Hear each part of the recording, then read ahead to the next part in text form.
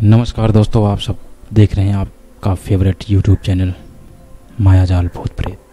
मायाजाल भूत प्रेत में आप सभी दोस्तों का बहुत बहुत स्वागत है।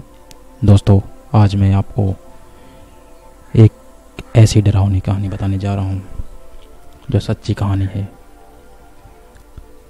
उससे पहले मेरी आपसे रिक्वेस्ट है, अगर अभी तक आपने हमारा यूट्यूब चैनल सब्सक्राइब नहीं किया तो प्लीज़ पहले हमारा यूट्यूब चैनल सब्सक्राइब कर लें दोस्तों, जिससे हमारे सारे अपडेट्स और जानकारियाँ आप सभी तक पहुँचती रहें। दोस्तों, यह एक सत्य घटना है शारदा देवी के बारे में।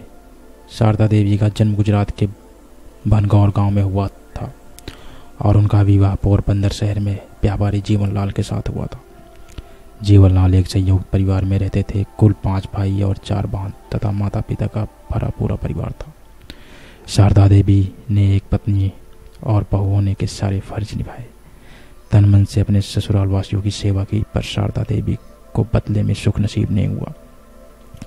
शारदा देवी की सास और ननद शारदा देवी को जानवरों जैसा बर्ताव करती थी। उनके गहने कपड़े भी छीन लिए।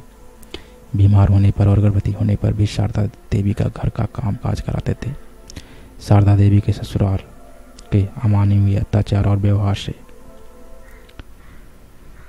सह कर जीत गई। जीवनलाल कमाते तो खूब थे, पर उन्हें जुआ खेलने की गलत आदत भी थी। अपनी बुरी आदतों में मस्त जीवनलाल अपनी पत्नी की तरफ ध्यान नहीं दे पाता था और उसकी माँ बहन उसकी पत्नी के ऊपर क्या कर रही हैं उसे कोई फर्क नहीं पड़ता था। घर का काम करने और परिवार की सेवा करने के बावजूद शारदा देवी को दुख और तकलीफ के सिवा उनके परिवार वालों ने कुछ नहीं दिया।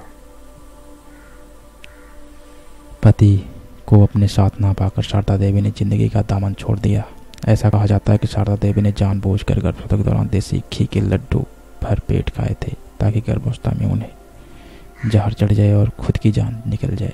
पत्नी की मृत्यु, जीवनलाल के उनके 2 बच्चे दुखी हुए और शारदा देवी की सास और ननद को कई बार शारदा देवी की आत्मा ने अपने होने का एहसास दिलाया था। एक बार की बात है, शारदा देवी की ननद को उनका सोने का हार पहना था। तब शारदा देवी की आत्मा ने उन्हें धक्के देकर गिरा दिया था और उनकी छाती पर शारदा देवी की आत्मा बैठ गई। और जब उनकी ननद ने शारदा देवी का वह हार गले से निकाला, तब जाके उनका पीछा छूटा। शारदा देवी का स्वर्गवास के उपरांत जीवनलाल के परिवार की प्रसंग से जाते थे तो अपनी मृत पत्नी को याद करके रो देते थे और कहते थे, काश मैं अपनी पत्नी की तकलीफ को समझता होता और जिंदगी कुछ और होती। शारदा देवी की मृत्यु के बाद उन्होंने अपनी सास और ननद को खूब परेशान किया। शारदा देवी के गहने और कपड़े आज भी उनकी वृद्ध ननद के कब्जे में है, पर वह उठकर उसे तो देख सकती है, ना ही छू सकती है। ऐसा लगता है कि शारदा देवी की आत्मा ने अपनी ननद को मरने दे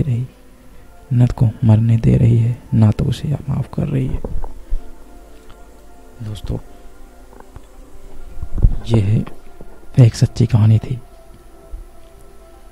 हमें उम्मीद है ये आपको जरूर पसंद आई होगी। धन्यवाद दोस्तों।